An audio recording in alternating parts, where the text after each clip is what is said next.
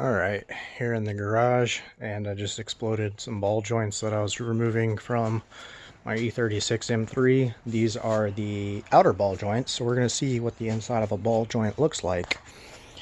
Now on the E36 M3, it's just a ball and socket. These are meyle. I don't know how you pronounce that. Maybe melee?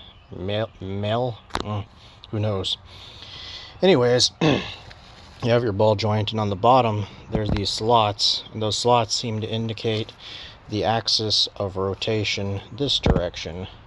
So then your little plastic bushing with the ball and socket inside it presses in up from the backside, and they put a little plate on it, and that's what makes your ball joints. Now on the higher quality ball joints, these bushings are metal, not this plastic garbage. I think these had maybe like 5,000 miles on them, and I probably need both hands to demonstrate this possibly.